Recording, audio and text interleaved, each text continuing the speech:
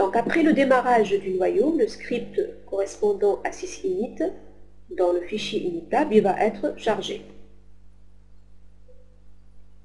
Dans etc/inittab, on retrouve donc un appel au script rc.sysinit pour le cas du système Red Hat, ou bien au script rcs sous les systèmes Debian. Ce script aura comme rôle de configurer les paramètres du noyau présent dans etc/sysctl.conf. Dans ce fichier, on retrouve également la configuration, le chargement de certains modules.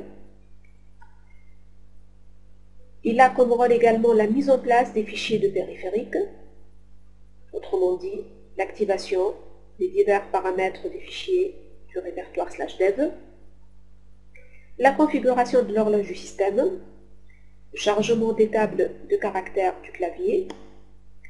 Il va activer également les partitions d'échange, autrement dit les partitions de la mémoire swap. Il va définir le nom de l'hôte et il va procéder au contrôle et au montage du système de fichiers racine, mais cette fois-ci en lecture-écriture. Il procédera également au contrôle et au montage des autres systèmes de fichiers définis dans le fichier /etc/fstab. Dans le fichier /etc/inittab, le processus init, il retrouve l'information sur le niveau d'exécution par défaut sur lequel il va charger et démarrer le système. Sous Linux, nous avons un ensemble de niveaux d'exécution possibles. Un niveau d'exécution correspond à un profil particulier du système, autrement dit, un sous-ensemble de services qui vont être activés. Le niveau 0 correspond au niveau d'arrêt du système. Le niveau 1 est un mode mono-utilisateur, sans support réseau et sans support du système graphique.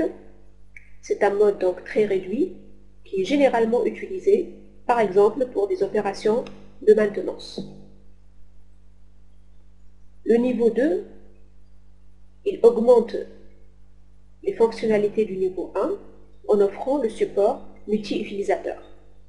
Mais ça reste quand même un niveau assez réduit, vu qu'il n'offre pas les fonctionnalités réseau et il n'offre pas de mode graphique. Le niveau 3 est un niveau dans lequel on retrouve le support multi-utilisateur, le support des fonctionnalités réseau, mais c'est un niveau qui n'offre pas aussi l'accès à l'environnement graphique. Le niveau 4 est un niveau qui n'est pas utilisé, souvent assimilé au niveau 3, qui est défini pour permettre éventuellement à l'administrateur d'une machine de personnaliser le niveau d'exécution. Le niveau 5 est le niveau dans lequel nous avons toutes les fonctionnalités du système qui sont offertes. Donc c'est un niveau dans lequel on retrouve le support multi-utilisateur, les fonctionnalités réseau activées, et on retrouve l'environnement graphique Xwindow aussi qui est activé par défaut. Le mode 6 est le mode redémarrage de la machine. Nous avons également donc, les modes S majuscule et S minuscule qui correspondent au mode Single User. C'est un mode donc qu'on peut assimiler au niveau 1, mais c'est un mode qui est encore plus bas.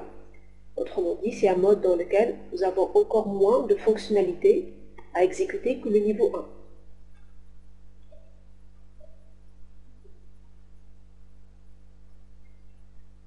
Le script RC, autrement dit /etc/init.drc, est un script qui est aussi exécuté par le processus init.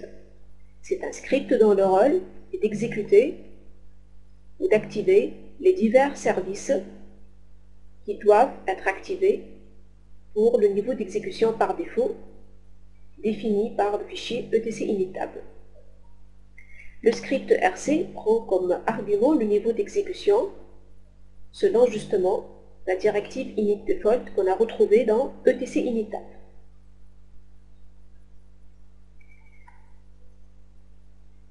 Le script RC Une fois il a retrouvé donc le niveau d'exécution adéquat, il va accéder à un répertoire qui porte le même numéro que le niveau d'exécution choisi.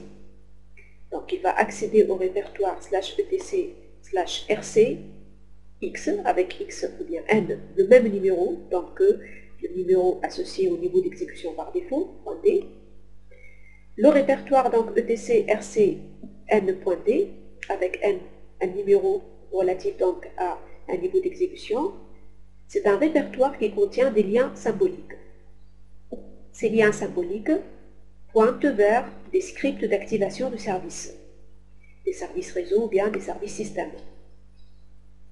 Les liens symboliques qu'on retrouve sous le répertoire etc rc n.d ont toujours la syntaxe suivante, ou le nom plutôt suivant. C'est des scripts qui commencent soit par la lettre S, soit par la lettre K, suivi par un numéro, suivi par le nom du service. La lettre S indique que le script va être lancé avec l'argument start, autrement dit, ceci correspond au démarrage du service. La lettre K correspond à l'arrêt du service, et le numéro suivant la lettre S ou bien K correspond à un rang qui fixe l'ordre dans lequel, justement, ces services vont être lancés.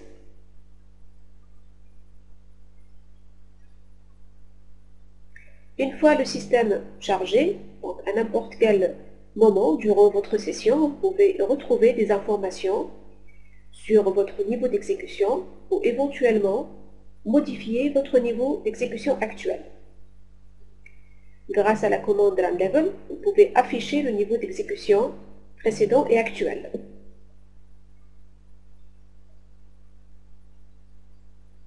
Avec la commande init ou bien tel-init, vous pouvez changer de niveau d'exécution.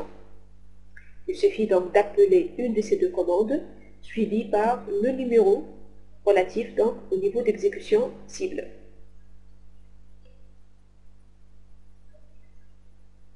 La commande tel-init étant un simple lien symbolique vers la commande init.